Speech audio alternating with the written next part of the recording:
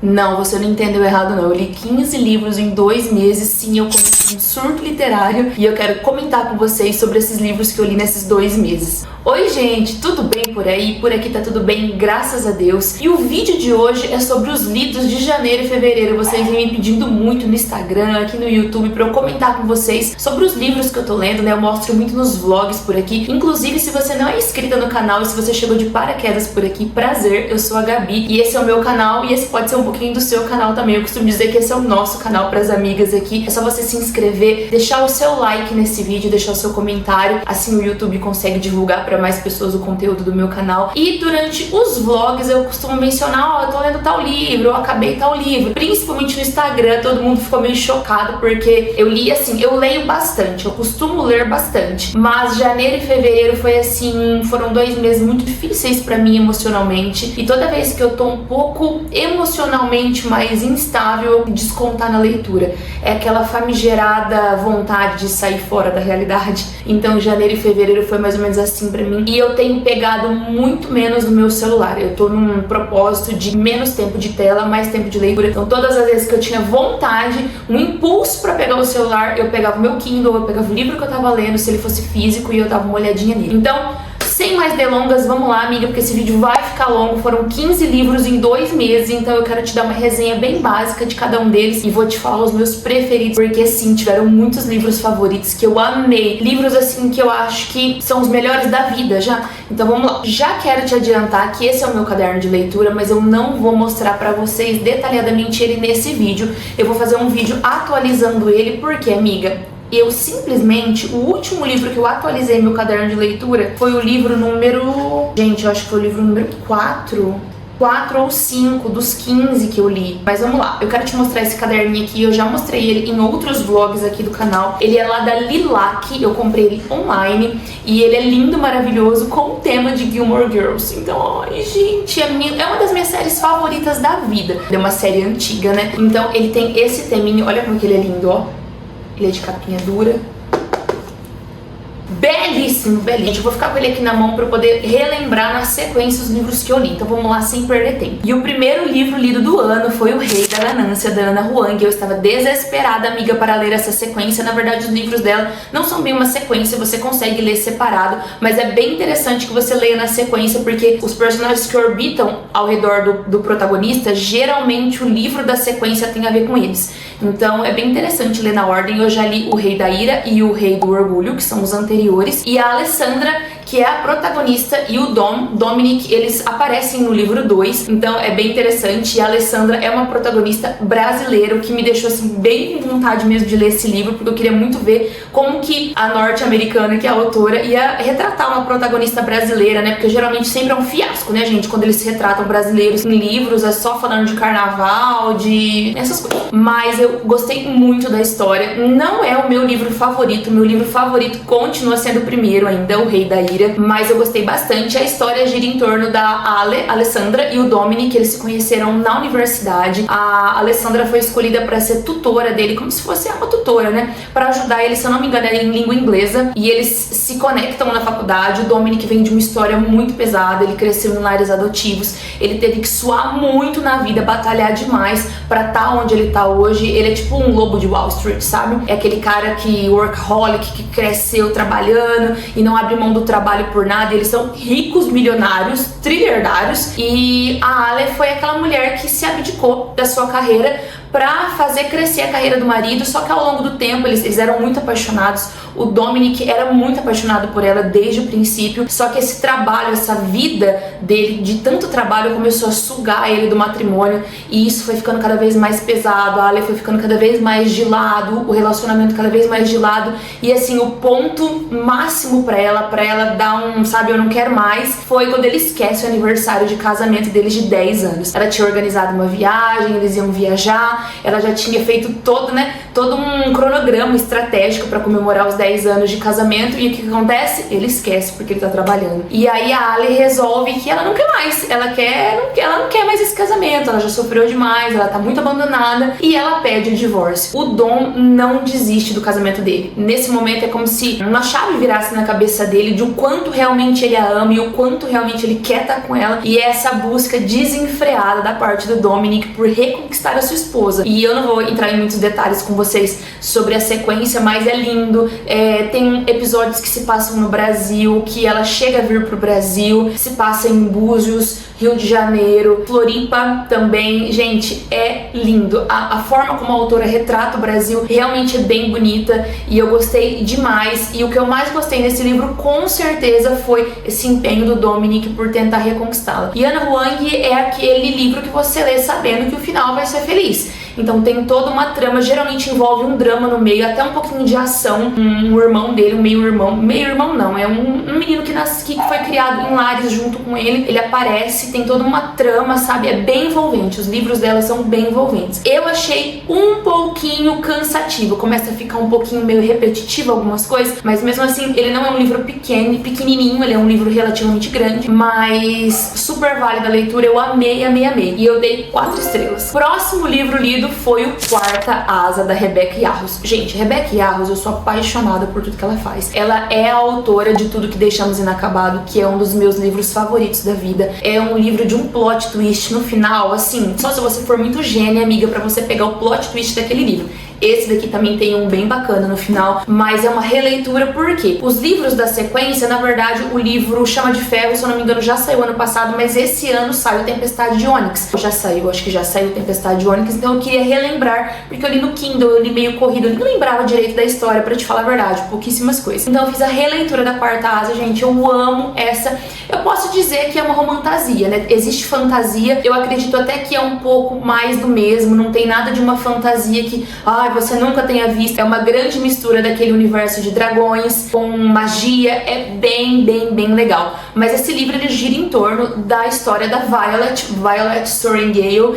Ela, até então, ela se preparou a vida inteirinha dela. É um universo paralelo, tá, gente? É um mundo de fantasia com nomes que não existem, com pessoas que não existem, então você precisa abrir seu imaginário, tá bom? Se passa nesse mundo de fantasia em que a Violet, ela a vida inteira estudou em Baziat. Eu não vou saber te falar realmente como se pronuncia as palavras, porque como eu te falei, são palavras inventadas, né, gente? Mas em Baziat, que é um colégio que prepara jovens e adolescentes para o seu futuro. E esse futuro você pode ser um escriba, você vai trabalhar lendo, como se fosse na parte mais acadêmica dentro do colégio e depois na sua vida, ou você pode ser uma cavaleira, no caso dela, um cavaleiro, né?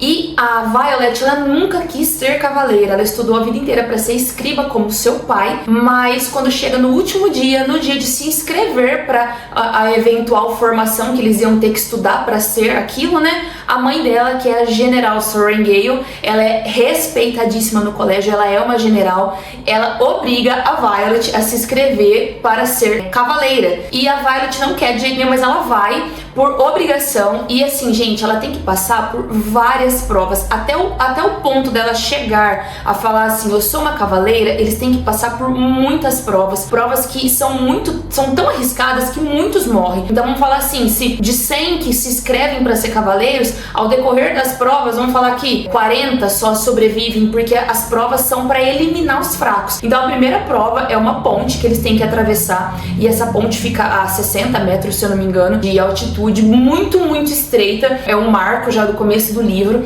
Muitos já caem dessa ponte no começo, né? E a Violet, pra surpresa de muitos, porque ela é pequena, ela é frágil, totalmente diferente dos irmãos dela, né? Ela tem um irmão cavaleiro que até então no livro você percebe que ele já faleceu, e a irmã dela que é cavaleira e tá lutando aí nas batalhas, né? E para surpresa de muitos, ela consegue atravessar essa ponte. Quando ela tá já do outro lado, ao contrário de todos os conselhos que a irmã dela, que é a Mira, dá pra ela acaba se envolvendo com uma pessoa que é o Shandei, que ele já é cavaleiro e ele tá na 4ª divisão, né? Por isso que é 4ª asa. As asas são divididas lá dentro, são tipo uma categoria de divisão dos cavaleiros, sob supervisão desse Shandei, que é um inimigo da família dela. Os pais dele foram considerados rebeldes que se rebelaram contra o povoado que eles vivem lá. Então o Xanden, junto com os filhos, ele é filho dessa pessoa que foi considerado um rebelde, esses filhos desses rebeldes, eles eram obrigados a serem cavaleiros, eles só sobreviveriam, era como se fosse uma sentença, ou você morre ou você vira cavaleiro e defende Baziate, acho que é Baziate, gente. Ele é um desses cavaleiros e é filho, né, de um desses rebeldes que se rebelaram, mas ele é um ótimo cavaleiro, ele é um dos melhores. A história prossegue com Violet tendo que superar todos esses desafios e se apaixonando, se envolvendo emocionalmente com o Xanden, que no começo eles se odeiam muito, mas no final isso acaba se tornando um romance e é maravilhoso porque a ceifa é o último episódio pra você se tornar mesmo uma cavaleiro ou não, é o último desafio. E na ceifa é quando a maioria é assim eliminada e é quando o dragão pode te escolher, porque até então nenhum dos alunos lá que estão se formando, eles têm dragões. Os dragões que escolhem o cavaleiro. Então ele vai se tornar cavaleiro a partir do momento que o dragão escolher. E isso acontece na ceifa, que é um território aberto em que os dragões estão à vontade, passeando por todos os lados, e o dragão escolhe o seu cavaleiro. E acontece uma coisa maravilhosa, fenomenal com a Violet, e eu não vou te contar porque, gente, é a coisa mais linda do mundo. Eu nunca imaginei que eu fosse me apaixonar tanto pela história de uma pessoa com um dragão do que aconteceu. Pode falar o que você quiser, você que não gostou de Quarta Asa, amiga, me desculpe, eu gostei, eu sei que tem muita crítica pra Quarta Asa, inclusive Chama de Ferro, eu tô adiando ler porque Chama de Ferro é bem maior que Quarta Asa, eu tô com um pouquinho de preguiça, te confesso, de entrar nesse, porque fantasia é uma coisa complicada, você precisa entrar no imaginário do autor, você precisa entrar naquele mundo novo e demora algumas páginas pra você, sabe, engatar, pra você entrar, ativar o seu imaginário. Então, mas eu vou chegar lá, amiga, eu vou chegar lá. E assim, Quarta Asa, com certeza 5 estrelas, mais favoritado, porque eu amo Quarta Asa. Terceiro livro lido do ano, não ri de mim, mas eu li A Empregada, da Freida McFadden, eu acho que é assim que se pronuncia o nome dela. Gente, eu precisava tirar as minhas próprias conclusões de A Empregada. E assim, eu sei que a Freida, ela tem muitos livros lançados, é uma pegada mais de livro pra suspense, apesar de que não é um suspense que te deixa mal,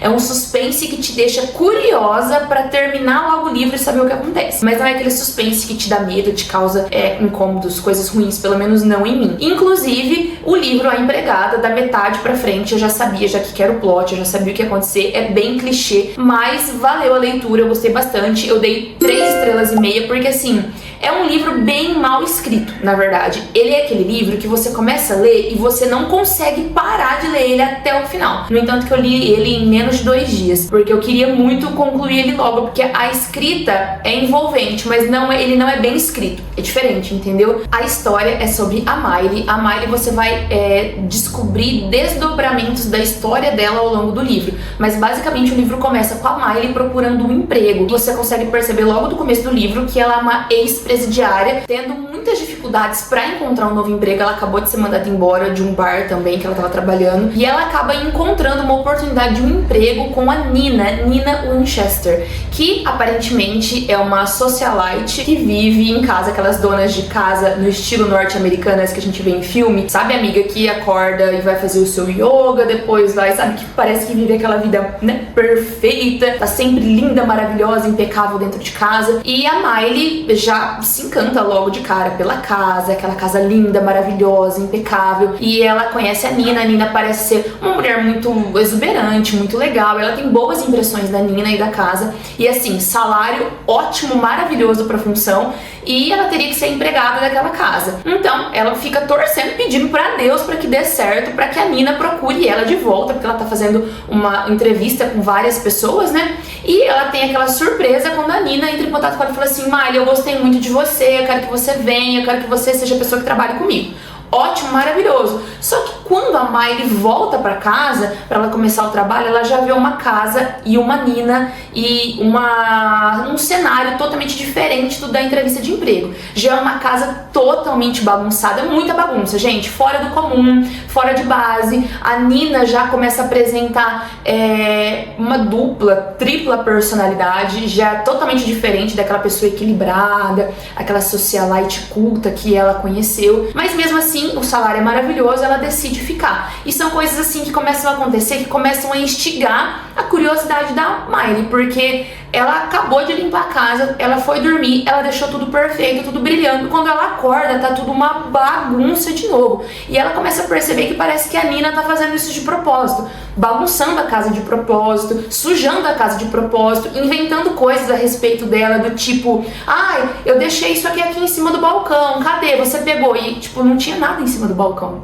né? A Miley não fez nada. E entra também em cena o marido da Nina, que é o Andrew. Ele é o cara mais centrado da história até então, é aquele cara neutro que tenta defender a Miley. Ele acaba ficando muito do lado da Miley contra a Nina, que é a esposa dele. Uma coisa que eu não te falei é que a Nina é mais velha que a Miley, né? A Miley, ela é bem jovenzinha, no contexto 20 e poucos anos, e a Nina, que é a patroa dela, já tá no contexto 30 e poucos anos. Ela tem uma filha pequena, que é a Cecília, com o Andrew, né? Que na verdade depois a gente descobre que não é do Andrew, mas ele cria como se fosse pai. A Miley, que é empregada, ela é muito linda. O livro descreve, né? A autora descreve ela como uma jovem muito bonita, que mesmo tentando esconder a sua beleza para não ficar provocando briga, para não ficar chamando a atenção do patrão, isso acaba acontecendo. Eu não vou contar para vocês o que acontece, mas o grande plot do livro, eu não vou te contar o que é, mas quando a Miley começa a perceber que a Nina está fazendo algumas coisas de propósito, ela começa a ver na visão dela que a Nina é meio louca, meio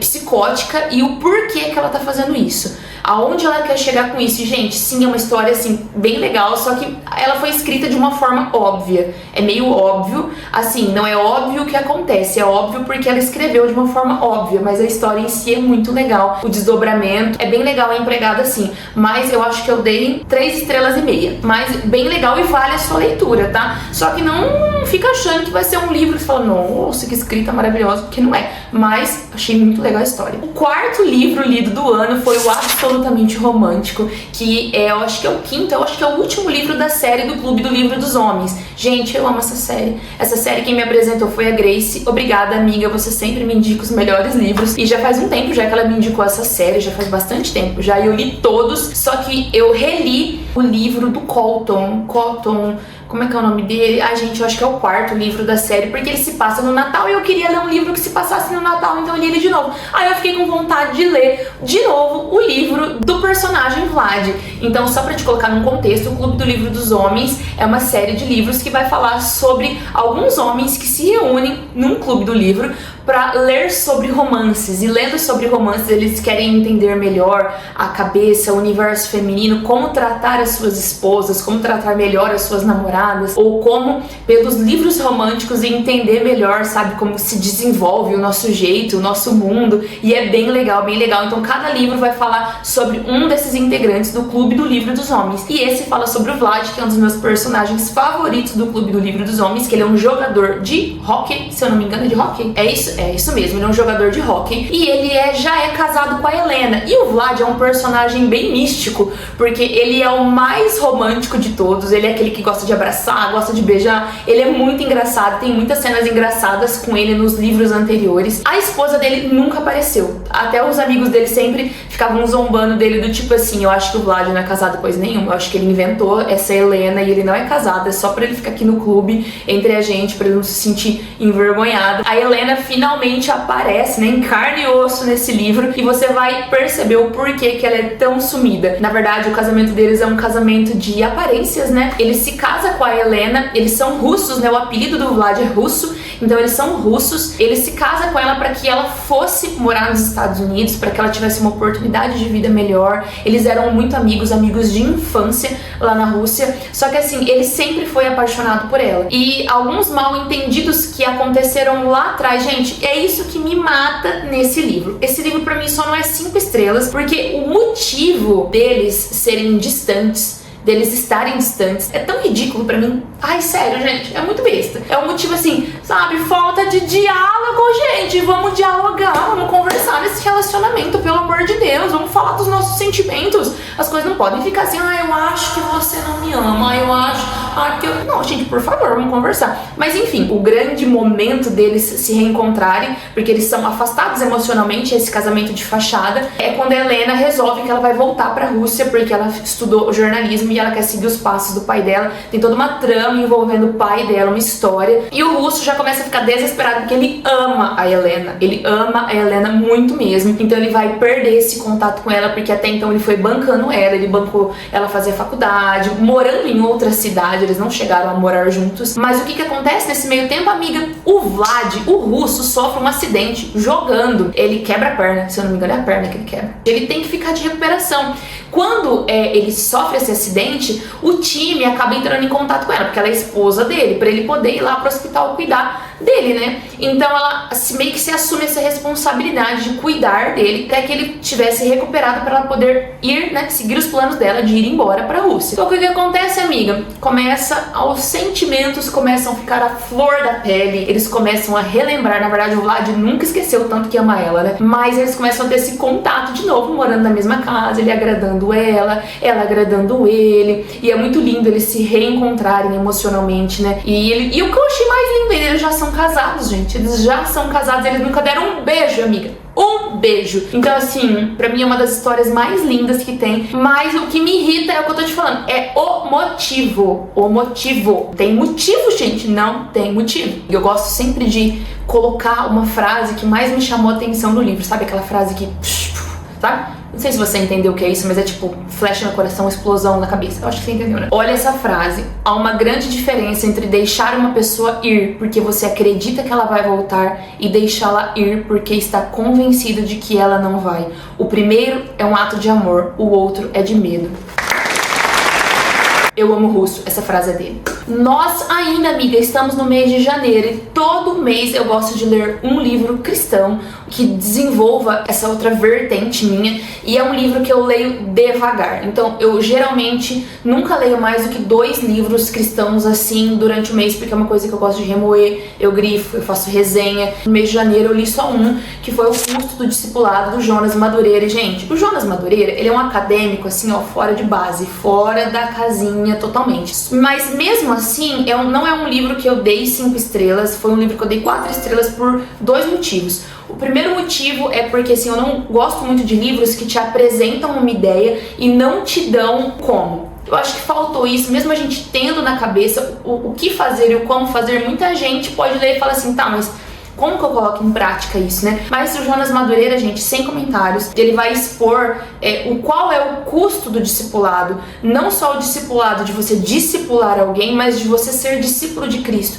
E como isso está atrelado. Às vezes a gente acha que discipular alguém é levá-la ela até Cristo, mas na verdade o discipulado, ele tem 2 vertentes. O ser discípulo de Cristo, e eu só consigo discipular alguém, replicar aquilo que eu aprendi do meu mestre. O autor traz também uma questão que eu achei assim bem fantástica, eu nunca tinha pensado por esse ângulo. É uma crítica ao livro Em Seus Passos, o que faria Jesus. Você fazer aquilo que Jesus fez não é necessariamente ser discípulo de Cristo, porque tem muito ateu ou pessoas que não acreditam em Jesus que fazem as mesmas coisas que Cristo fez por um padrão de moral. E na verdade, ser discípulo de Cristo não é simplesmente fazer atos moralmente corretos. E a grande diferença entre você não estar ligado somente a padrões éticos, morais e seguir a Cristo está exatamente no autossacrifício, né? É isso que diferencia uma pessoa moralmente ética de uma pessoa que segue a Jesus. Bom, é um livro pequeno, são poucas páginas, são 95 páginas só.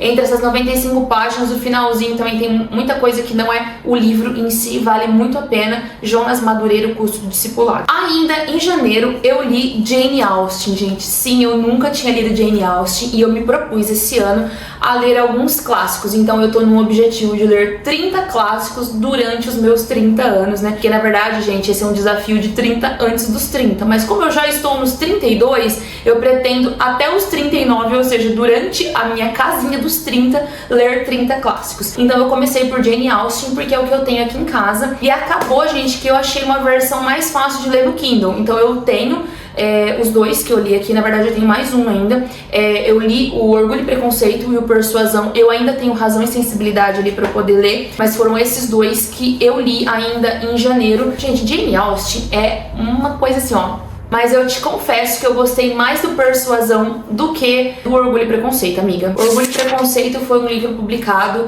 em 1817, se eu não me engano, que eu fiz as minhas anotações. É uma história que se passa no século XIX, que vai contar a história da Elizabeth Bennet, que é uma jovem espirituosa, muito pra frente, sabe, da sua época, muito inteligente, muito ousada. E a Elizabeth, ela vive na propriedade pequena, uma propriedade pequena que ela tem com os pais. A cidade fica alvoroçada com a chegada de alguns ricos que aparecem no pedaço, e um desses é o famoso Sr. Darcy, que é aquele cara orgulhoso, ar de soberbo. Na verdade, é isso que todos encaram à primeira vista, né? Que o Sr. Darcy, esse cara que chegou com o seu amigo, né? Todos os dois ricaços, ele já treta já com Elizabeth logo no início, né? O amigo dele é o Sr. Bingle e ele se interessa logo de cara pela Jane, que é a irmã da Elizabeth, mas a história não é sobre os dois, a história é sobre a Elizabeth. Então eles acabam nesse círculo, né, os dois melhores amigos com as duas irmãs. Ela acaba tendo contato com o Sr. Darcy e ela acaba escutando ele ofendendo ela, a família dela, e é aquela crítica, né, às classes sociais, o tanto que o Sr. Darcy aparenta ser arrogante e menospreza a Elizabeth e a família dela por conta da classe social. E isso acaba que não toma lá da cá, a Elizabeth acaba vendo esse lado do Sr. Darcy, e o Sr. Darcy já olha pra Elizabeth com um ar, né, de orgulhosa, de mal educada. Só que eles vão se descobrindo de uma forma diferente, né, como as coisas vão acontecendo, mal entendidos que acontecem entre os dois, e que a gente já sabe que o final é feliz. A gente já sabe que o Sr. Darcy é aquele, né, que se mostra de forma totalmente diferente do que foi pintado, as histórias de plano de fundo de ambos. Mas é uma história muito, muito linda, muito linda. 5 estrelas, mas não é o meu favorito. Meu favorito é Persuasão, que eu vou te falar agora. Persuasão já é um livro da Jane Austen que foi publicado 1 ano depois que ela morreu, ou seja, uma obra póstuma, né, que foi publicada depois que a autora faleceu. E ela conta também uma história que se passa no século XIX e vai narrar a história da Anne Elliot, que é uma mulher já de 27 anos que foi persuadida a romper o seu noivado com Sir Frederick. Ela foi persuadida pela família, tendo em vista que na época o noivo dela não tinha condições financeiras e também na sociedade de bancar esse casamento, né? Então ela se vê persuadida e rompe esse noivado. O que acontece é que os anos vão passando e a família Elliot vai sofrendo algumas perdas financeiras, e o pai da Anne, Walter Elliot, ele é muito orgulhoso, ele é aquele cara que tenta manter as aparências sociais a qualquer custo, e eles têm uma propriedade muito linda em Kellynch Hall, eu acho que é isso que se pronuncia, Kellynch Hall, e ele se vê obrigado a alugar essa propriedade para tentar pagar as dívidas. Menina, não sei nem onde eu parei, eu tive que ir lá para ver o que estava acontecendo com os meus cachorros, porque eles estavam gritando enlouquecidamente. Enfim, tô aqui e agora eu não sei onde eu parei. Mas enfim, eles se veem obrigados a alugar essa propriedade. E a Anne, ela tem uma irmã, a Mary, que é totalmente, ela é hipocondríaca, gente, ela é muito hipocondríaca, ela é aquela mulher meio egocêntrica também. E quando eles alugam essa propriedade, eles se mudam para uma propriedade bem menor. E o Sir Walter, que é o pai da Anne, ele acaba alugando essa propriedade pro almirante Croft, pra família dele. E adivinha quem tá entre esses parentes? Sir Frederick, gente. E eles foram noivos 7 anos antes disso, né? E por essa influência familiar que eles terminaram o noivado, inclusive de uma vizinha que é amiga da família, que exercia muita influência e persuasão sobre a Anne. E eles vão retornar às lembranças do passado. O Sir Frederick agora, ele já é um homem muito mais bem sucedido, ele vem da marinha, ele já é um homem com um status tanto social quanto em bens materiais totalmente diferente daquele rapazinho, aquele jovenzinho de 7 anos atrás. Só que a Anne ainda nutre sentimentos por ele, e a história vai se desenvolver com os dois se reaproximando. Gente, é bem lindo, bem bonito mesmo. Jane Austen, assim, é aquele livro um pouco mais difícil de você ler, porque é um livro clássico, né? 1819 ele foi publicado, né? Você consegue achar no Kindle ilimitado versões mais fáceis de se ler. 5 estrelas para Persuasão, gente. Agora, em fevereiro, eu já comecei o mês encerrando o livro Espaço para Deus, do Henry Nouwen. E, gente, um dos livros mais fantásticos que eu já li sobre intimidade com Deus. É um livreto, ele é bem pequenininho, mas ele é tipo aquele livro pequeno bomba, sabe? Gente, ele é maravilhoso e ele retrata, ele não é um livro tão recente assim. O Henry Nouwen, ele foi um padre católico, mas sobre essa busca desenfreada da sociedade, essa pressa que a gente vive hoje, que a gente é muito apressado e tem tantos afazeres, que nós tentamos encaixar Deus em pequenas brechas do nosso dia a dia. E o livro aborda como a nossa vida precisa dar espaço para Deus. Nós não devemos encaixar Deus naquela pequena fresta que sobra, mas como tanto no nosso coração quanto na nossa mente a gente tem que abrir esse espaço. É um livro bem sugestivo pelo título, só que, gente, é maravilhoso, maravilhoso. Espaço para Deus, são 5 estrelas. O 9º livro do ano foi esse aqui, amiga. Depois daquele verão, da Carly Fortune, eu acho que é alguma coisa assim. A Carly, ela é uma autora canadense, o que foi uma grata surpresa, porque eu nunca li nada, nenhuma história que se passasse no Canadá ou de algum autor canadense. Foi uma grata surpresa. Ele está no Kindle, se eu não me engano. Eu acho que está no Kindle ilimitado. Eu sei que os outros livros da Carly estão, no entanto, que eu fiquei tão instigada, eu fiquei tão envolvida pela escrita dela, e esse é o primeiro livro dela, e eu fiquei tão instigada pela escrita dela que eu fui o que, amiga? Eu fui buscar os outros livros e eu li o outro também no Kindle ilimitado. Te confesso que fazia muito, muito tempo que eu não me apaixonava por personagens. Do tipo assim, você ficar pensando na história, você ficar pensando na personalidade deles. A história é sobre a Percy, eu acho que é assim que se pronuncia o nome dela. Na verdade, ela chama Persephone, eu acho que é assim que se pronuncia. E o apelido dela é Percy. O livro começa, eles já adultos, na fase dos seus 32, 33 anos. E o livro começa com uma ligação que ela recebe do Charlie, contando pra ela o que tinha acontecido, que a mãe do Charlie faleceu e se a Percy gostaria de comparecer no velório. A gente já sabe que um dos sentimentos que o livro vai tratar é sobre o luto. Então a Percy, ela resolve voltar pra Barry's Bay, que é a cidade onde a Sue, que é a mãe do Charlie, morava. E toda a história gira em torno de passado e presente. Vai ficar intercalando, sabe esses livros que são um capítulo do presente, um capítulo do passado, e você vai conectando a história e descobrindo tudo que aconteceu ao longo do livro. Logo de início, você sabe que a Percy faz mais de 10 anos que ela não volta para Barry's Bay. Barry's Bay seria uma cidade do interior, inclusive parece que essa cidade existe realmente, e ela teve contato com essa cidade, com Charlie e o seu irmão Sam, porque os pais da Percy compraram uma casa no lago, e basicamente a cada 6 meses, a cada verão, eles voltavam para passar férias nessa casa do lago.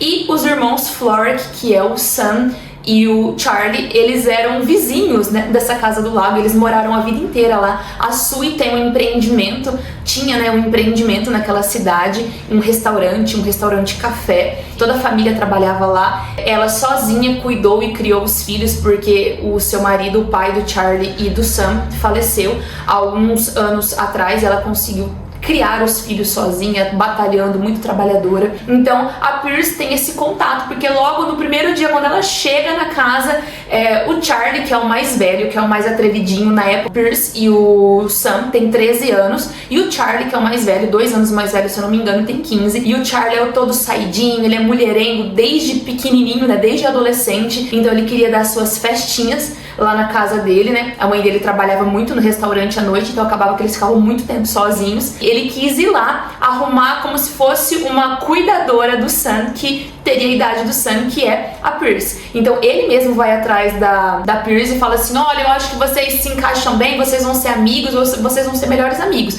E ele meio que deixa o Sam lá pra que eles pegassem amizade e ele pudesse, né, ficar em paz sem ter que ficar de babado do irmão mais novo. E acaba que uma linda, linda, linda amizade começa a se formar desde os 13 anos de idade. Logo no início você vê que existe algo a mais que amizade entre eles, e como que eu achei maravilhoso ver um amor entre adolescentes se formar, e você vê eles amadurecendo pessoalmente na sua personalidade, e amadurecendo o amor também entre eles. Achei muito bom também que eles não tiveram nenhum contato amoroso até eles ficarem bem mais velhinhos, então não envolveu nenhum relacionamento infantil, porque a gente sabe que 13 anos são pré-adolescentes, são crianças, né, gente? E graças a Deus a autora não fez isso. Gente, é a coisa mais linda do mundo. Esse livro foi o meu primeiro livro que eu posso dizer do ano, que eu fiquei encantada. Ele é uma das leituras favoritas já desse ano. Você percebe desde o começo do livro que a Pierce e o Sam, eles estão afastados. Esses 10 anos que se passaram, algo aconteceu que os separou. Então, você vai pegando desde o começo, assim, um pouquinho antes do meio do livro, você já começa a entender o que pode ter acontecido. Quando mostra as cenas do presente, quando ela volta pra Barry's Bay, ela encontra um Sam já adulto, médico, lindo, totalmente diferente daquele menino magrelinho que ela acabou namorando, porque sim, não é nenhuma revelação pra você, mas eles acabam se envolvendo. Quando eles já são mais jovenzinhos, acontece algo que os separa, algo bem sério que os separa, e exatamente isso que aconteceu gerou na Pierce muitos sentimentos de ansiedade. Eu tenho uma crítica só sobre esse livro, que eu acho que a autora tratou muito levemente essa questão da ansiedade, crises de pânico, algumas questões emocionais e transtornos psicológicos. Foi de uma forma muito superficial e pode até parecer que é algo tão básico e simples assim, e só quem passa sabe que não é. Mas tirando isso, gente, perfeito, perfeito. Fora o seguinte, né, que tem toda uma tratativa do luto, né, porque como a Pierce volta pro velório da Sue, que é a mãe dos meninos, e o que a Sue simbolizava pra ela, porque a Pierce acabou se tornando família, né, dos irmãos Fork, né, ela era como se fosse uma filha da Sue, eles estavam todo o tempo juntos, né, quando o Sam vai pra faculdade, ela continua muito colada, ainda muito ligada. Nos verões ela acaba indo trabalhar também no restaurante que eles têm em Barry's Bay. Em todo verão ela tava trabalhando, ela vive dentro da casa da Sue. Isso me remeteu muito à minha adolescência, né, aos meus amigos que eu tinha, a gente vivia, sabe, empelotado um no outro, um na casa do outro. A mãe das minhas amigas era como se fosse a minha mãe era como se fosse mãe delas, e esse envolvimento que a gente tem com a família dos nossos amigos. Quantas pessoas foram importantes nessa minha jornada, isso me remeteu muito à minha adolescência. Pessoas que eu tenho e guardo no meu coração até hoje, que são como mães e pais pra mim, de lá da adolescência, de crescer tudo meio junto, misturado. E, nossa, gente, demais, me trouxe muitas memórias afetivas maravilhosas. Esse livro, 5 estrelas, favoritado. Me Encontre no Lago foi o 10º livro lido, também da Carley. Eu fui com muita expectativa, eu acho, né? Eu acabei dando, acho que 3 estrelas e meia, 4 estrelas, se eu não me engano. Esse livro conta a história da Fer, acho que é assim que se pronuncia o nome dela, Fer Brookbanks, e do Will Baxter. Ela trabalha num café, ela foi pra Toronto pra estudar, pra fazer faculdade, e a família dela tem um resort na beira do lago Muskoka. Acho que é isso, é um nome real, né? Existe esse lago mesmo lá no Canadá, e ela tá na capital estudando, enquanto a mãe dela tá lá gerenciando esse empreendimento familiar, que é um resort, né? E ela foi lá por causa de muitos acontecimentos do passado dela, uma adolescência muito problemática, e a mãe dela apostou nela, deixando que ela fosse estudar na capital, que ela passasse esse tempo lá, inclusive fazendo uma faculdade um pouco avessa do que a mãe dela gostaria que ela fizesse, né? Que a mãe dela queria que ela ficasse, tocasse o empreendimento da família. E ela tá passando essa temporada em Toronto, ela já tá no último ano da faculdade, já tá terminando tudo, e ela tá prestes a voltar lá pro empreendimento familiar, pra cidade da mãe dela, né? Ela cresceu sem pai, a mãe dela criou sozinha, e tem toda uma trama que se segue por conta disso, por conta dos pais dela, de como é que ela imaginava que seria o pai dela. Tem toda uma questão que ela sofreu psicologicamente por conta das descobertas que ela teve em relação a quem era realmente o pai dela.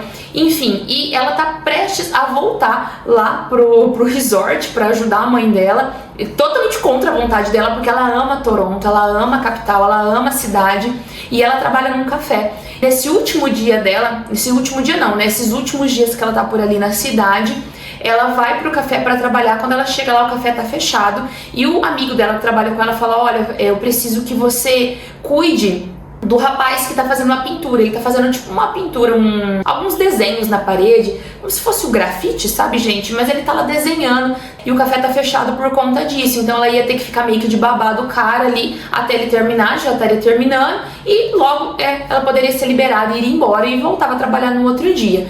E a hora que ela tá olhando o desenho, ela faz uma crítica ao desenho do cara, ele não tá presente lá no momento, e quando ela termina de fazer essa crítica, quem que aparece atrás dela? Pois é, amiga, típico, é muito típico, muito clichê, o cara. E aí quando ela se vira, ela vê um cara bonito, um cara estiloso e tal. E eles ficam meio que sem se falar, até que ele começa a puxar assunto com ela tá meio que na dela, porque eles estão sozinhos lá no café fechado, ele tá terminando de desenhar. Até então, a gente sabe que a Fern, ela namora, e o Will também tem uma namorada. Ao longo desse tempo que eles vão passar juntos, a gente descobre por informações que são apontadas lá. E eles vão passar 24 horas juntos. Quando eles saem do café, eles já estão mais íntimos. Ela quer ver alguns pontos na cidade que antes dela ir embora ela não quer esquecer. E o Will, ele se propõe a fazer esse tour guiado com ela. Só que ele vai embora já no outro dia de manhã, se eu não me engano.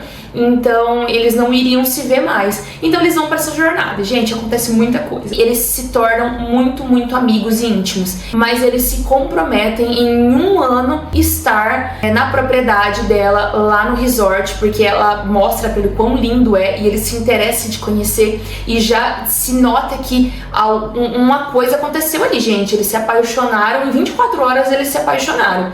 E ela decide, né, voltar. Ela termina com o namorado dela nesse um ano. Eles decidem que eles não vão manter contato, eles não pegam o telefone um do outro, eles não se adicionam em redes sociais. Então ela espera esse um ano por ele. E o que acontece, amiga?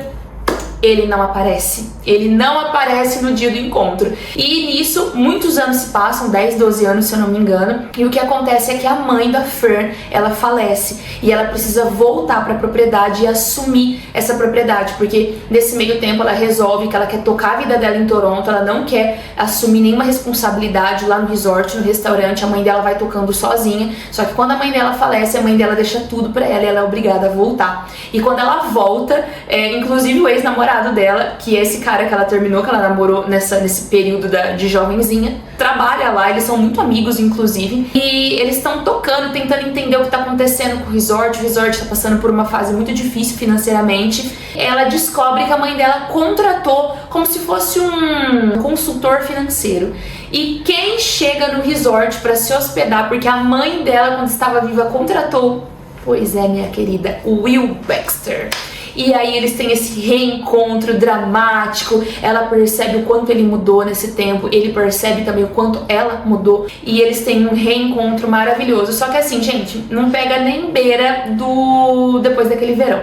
É muito bom, eu tenho certeza que se você for ler sem ler o Depois Daquele Verão, você vai amar também. Mas se você for comparar os dois livros, vai ser um pouco frustrante, né? Eu achei muito corrida a história, principalmente do final, sabe? Do meio pro final, acho que correu demais com as coisas, mas vale a leitura, é muito bom. É clichê, é do jeito que a gente gosta, traz quentinho pro coração, trata de histórias bem profundas também, como luto, depressão, ansiedade e como a vida nos molda num padrão que muitas vezes destrói os nossos sonhos de adolescência, juventude, né? Coisas que você queria ser quando você era jovem e você tinha certeza que você ia conquistar, não porque você não se empenhou, não porque você não quis muito, mas porque situações que a vida impõe sobre você fazem com que você desista desses sonhos para assumir, para bancar outras coisas, sabe? E como muitas vezes esses sonhos mudam, se transformam em outras coisas, né? Mas é bem bonita, uma história bem legal, eu acho que você vai gostar. Amiga, eu tô aqui editando esse vídeo, ele ficou gigantesco, então eu resolvi dividir ele em parte 1 e parte 2. Então o próximo vídeo que sai no canal já é a continuação desse vídeo dos lidos de janeiro e fevereiro. E eu quero saber de você, amiga, deixa aqui nos comentários o que você tá lendo, o que você tem pra me indicar, você já favoritou algum livro esse ano, o que você leu e não gostou e você tem pra me dizer assim, Gabi, não leia, eu não gostei. Eu quero saber também, deixa seu like, se você não é inscrita no canal, já se inscreve, indica pra alguma amiga e nós nos vemos no próximo vídeo, que é a continuação desse, se Deus quiser. Um beijo, fica com Deus e tchau!